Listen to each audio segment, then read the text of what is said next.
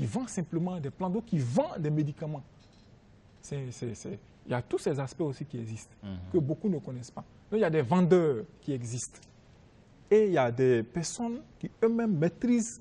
Mais tout ça sont les manques de moyens. Mais vu ça, au vu de tout ça, le MVMT a beaucoup réfléchi. Et plus tard, avec un certain nombre de moyens, on a décidé de créer des petits cabinets ambulants qu'on peut déplacer, mais qui seront très propres. Où le vendeur de médicaments ou bien le tradipraticien pourra s'installer pour pouvoir vendre. Tout ça, on y a réfléchi. Et progressivement, on mettra ça en place. Est-ce que vous êtes présent dans les forums internationaux? Bon, les forums internationaux... Pour mieux faire connaître les tradipraticiens. Bon. Parce qu'apparemment, vous vous bornez n'est-ce pas, aller dans deux ou trois pays, Tunisie, Maroc. Est-ce que vous êtes présent dans les forums internationaux? Parlant de forums internationaux, on a déjà une politique qu'on a mis au point vis-à-vis de tout ça. C'est progressivement que le combat est en train d'être mené. Et donc, pour le manque de moyens, d'abord, on a préféré axer notre politique sur la recherche des moyens. Et ensuite, on pourra exécuter un peu notre programme. Oui, mais qu'est-ce que vous faites pour rechercher justement ces moyens? Qu'est-ce que vous faites? Quand on va d'abord, on leur parle de nos projets et ensuite, on leur expose. Vous exposez à qui? Mais à certains partenaires qu'on cherche. Certains partenaires. Puisqu'arriver là-bas, le partenaire, c'est pas... Mais on frappe à toutes les portes. On frappe à toutes les portes. Ouais. Voilà un peu comment on frappe à toutes les portes. Et on rentre, on discute. Alors, quelle est la situation aujourd'hui? Quel est le bilan aujourd'hui? Mais au jour d'aujourd'hui... Est-ce qu'on vous écoute avec une oreille attentive? Ben si, beaucoup nous écoutent. Si on ne nous écoutait pas, on n'aurait pas... Je n'irais pas toujours. On n'aurait pas eu une base au Maroc, on n'aurait pas eu une base en Tunisie, on n'aurait pas eu des représentants en Hollande. Au jour d'aujourd'hui, par exemple, je ne vais pas dire son nom ici, il y a une femme à Dubaï qui veut entrer en contact avec nous pour pouvoir aussi essayer de parler de ce qu'on connaît à Dubaï. Et lors de mon prochain voyage, j'y irai. Donc, ça avance progressivement. Ça avance progressivement. Le combat a débuté il n'y a pas trop longtemps. Hein. Donc, il faut comprendre que... Donc, vous pensez que vous êtes sur la bonne voie? Nous, en tout cas, on pense qu'on est sur la très bonne voie. Puisque la voie de l'autofinance et la voie de celui qui est financé, c'est deux voies différentes. Donc, aujourd'hui... Vous allez doucement, doucement. Doucement, mais plus sûrement. Alors, dans tout ça, qu'est-ce que la fédération, votre fédération fait? Elle vous épaule, elle vous soutient dans ce que vous faites au niveau de la valorisation de la médecine traditionnelle? Que ce soit du niveau de la fédération, que ce soit du niveau de n'importe quel organisme de l'État ou organisme non privé ou non gouvernemental dans ce pays, leur apport est plus psychologique. C'est d'ordre moral, d'ordre psychologique. Ça s'arrête là. Alors, ce genre d'apport-là, tous les jours, même entre nous-mêmes, ça se fait. On s'encourage. Mais l'apport aujourd'hui qui est primordial, pour lequel je voyage, c'est l'aspect financier, l'apport financier. Et c'est ce que nous recherchons. Puisque de nos jours, c'est grâce à cet apport-là qu'on pourra réellement mettre tout notre programme en exécution. Vous avez des programmes. Est-ce que vous avez un programme ambitieux pour lequel vous voyagez tant? Si, quel est votre programme? D'abord, faire de la médecine traditionnelle une priorité. Et plus loin, faire de la médecine traditionnelle un endroit qui sera indispensable à tout le monde. Pourquoi ne pas intégrer la médecine traditionnelle, même dans les grandes écoles, pour qu'elle soit étudiée par des gens? Plus loin, faire des formations, permettre à un certain nombre de jeunes qui aiment ce métier de pouvoir y adhérer et pouvoir vivre de ce métier. Donc, la médecine traditionnelle est plus loin pouvoir satisfaire tous nos patients. Donc, la médecine traditionnelle, voilà un peu le combat que nous menons. Et plus loin, pourquoi ne pas faire vivre à tous les tradipraticiens, leur fait très bien vivre de ces métiers. Quoi, par exemple? À savoir, s'il vous plaît, à savoir plutôt des logements, par exemple. Pour les tradipraticiens. Des écoles, etc.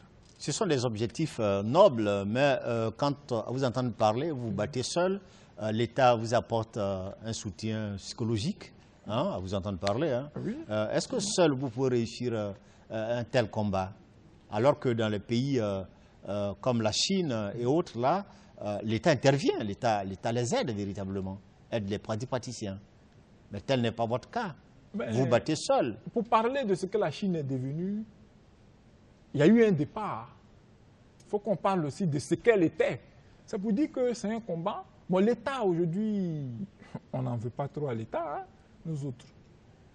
Puisque avec les problèmes que nous traversons... Vous êtes optimiste alors? Effectivement. Vous pensez que chemin faisant, l'État va vous aider?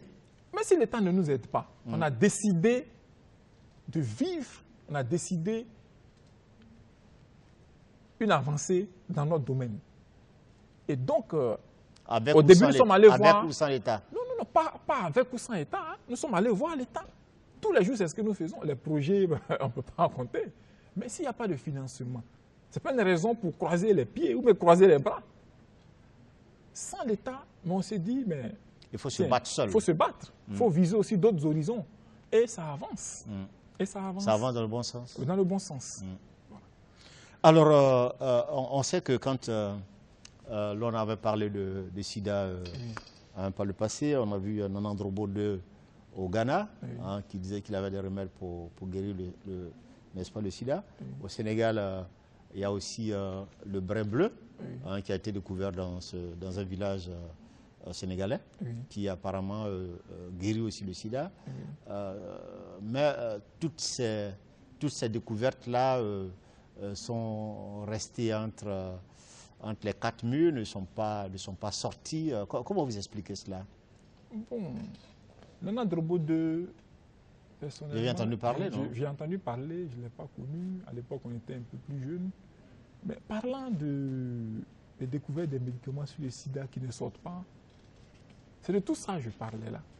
En Afrique, c'est maintenant que la médecine traditionnelle est en train de faire sortir sa voix.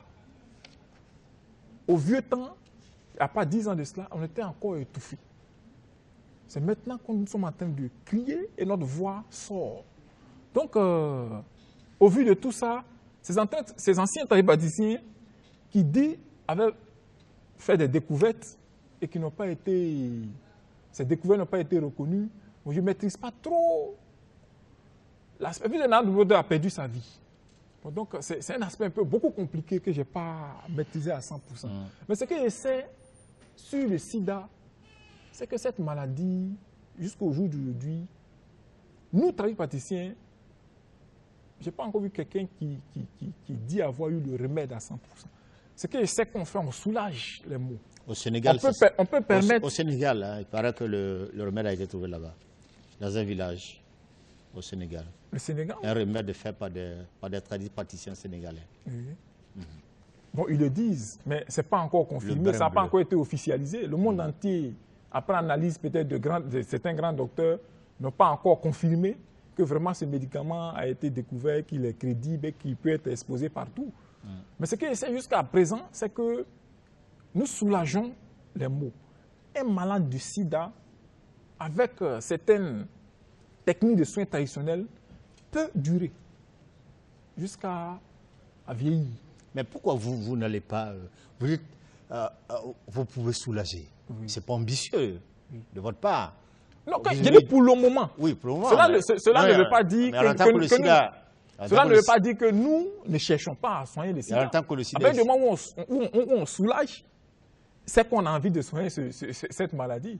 Mais confirmer au jour d'aujourd'hui que nous réussissons à soigner, bon là, est-ce que vous faites des recherches dans ce sens? Mais si, moi, j'y fais des recherches. Vous seul ou bien toute votre corporation? Bon, la corporation, on n'a jamais trop entrepris des recherches en ce sens, parce que quand on se rend compte, c'est plutôt problème organisationnel, comment faire avancer un peu le mouvement. Mais personnellement, je fais des recherches. par n'importe quel moyen spirituel, etc. Maintenant, parce que vous pensez que le sida est spirituel? Non, mais par des moyens spirituels, on peut acquérir un certain nombre de savoirs. Puisque tout est d'abord psychologique, tout est d'abord mental, tout est d'abord d'ordre chimérique avant que ça soit physique.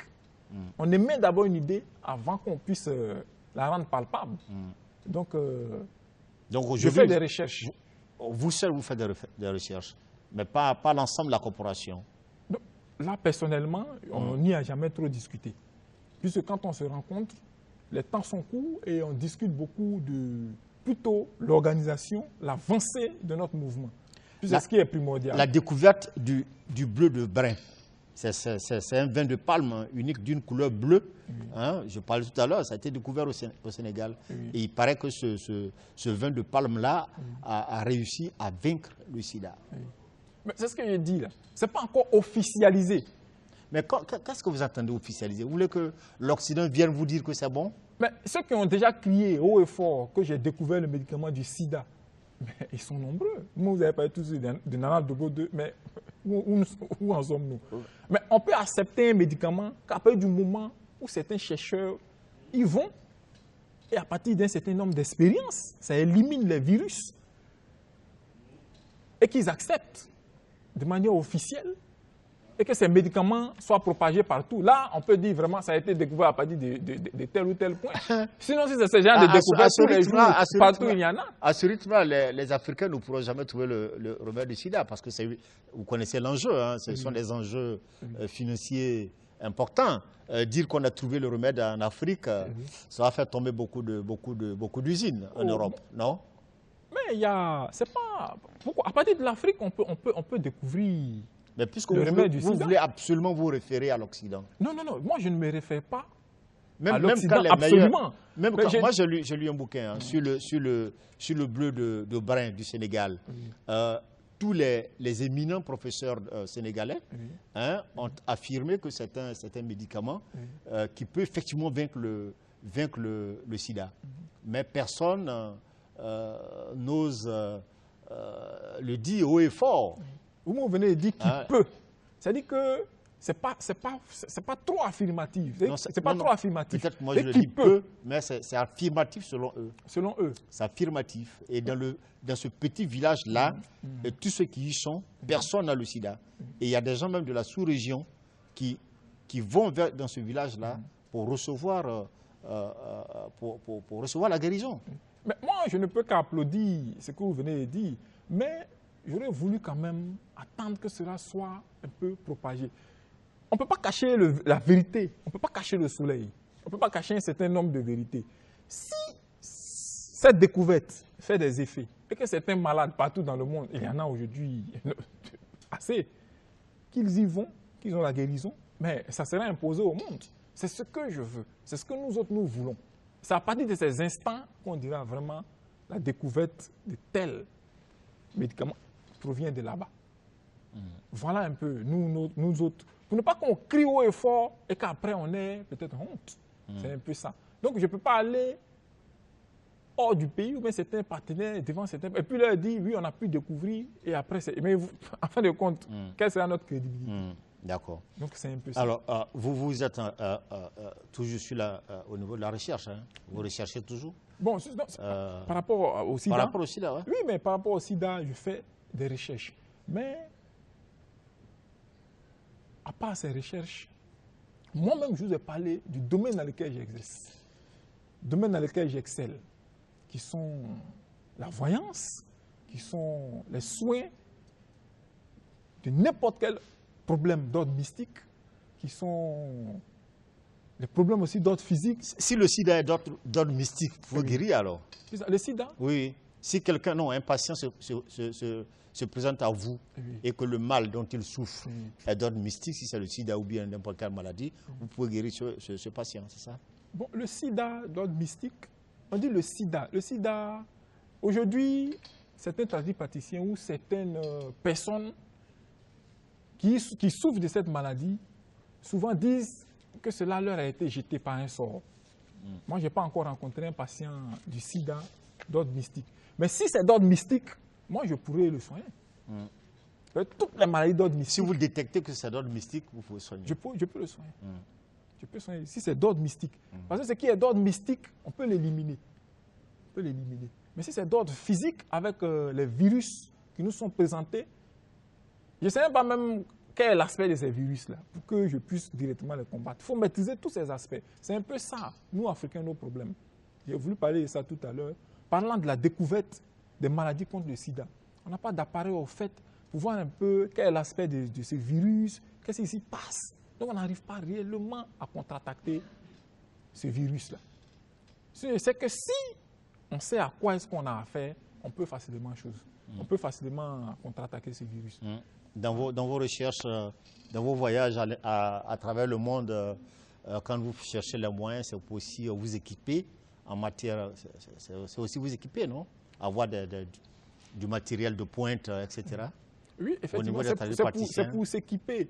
Mais pour le moment, j'ai dit que l'aspect qui concerne la recherche du médicament contre le sida, nous, au sein du MVMT, on n'a pas encore trop développé cet aspect. Non, j'ai compris ça. Voilà. Mais je veux dire, dans vos voyages, vos missions, vous cherchez du matériel de pointe aussi pour pouvoir faire un certain nombre de recherches. Ça, on cherche. Alors, nous sommes pratiquement à la fin de l'émission. Vous savez, ça va vite. Hein? Alors, quel va être votre mot de fin? Quel est votre mot de fin?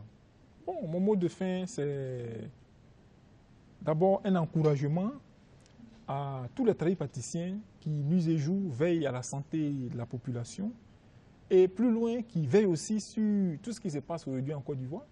Parce que les tradipraticiens, les gens les marginalisent, mais ils prient beaucoup pour que la paix règne en Côte d'Ivoire. Et plus loin, je les exhorte à sortir de l'ombre pour venir se faire enregistrer, pour venir se faire connaître au MVMT, au Mouvement pour la valorisation de la médecine traditionnelle, pour qu'ensemble, nous puissions nous entraider sur plusieurs plans. Et plus loin, je l'ai toujours dit, comme un soleil, comme les rayons d'un soleil qui, sans audience, rentre dans tous les palais, traverse tous les cœurs, le MVMT traversera tous les cœurs. Voilà. C'est un peu ça mon mot de fin. Voilà. Merci, monsieur Didier Gueux. Ouais. Merci d'avoir accepté notre invitation. En tout cas, il était important qu'on ait cette émission. Parce que quand on parle de valorisation de la médecine traditionnelle, nous pensons que c'est un sujet extrêmement important. Et certainement que les téléspectateurs ont retenu beaucoup de choses à travers cette émission. Mesdames et messieurs, cette émission est terminée. Je vous souhaite de passer une excellente nuit. À bientôt si Dieu le veut. Au revoir.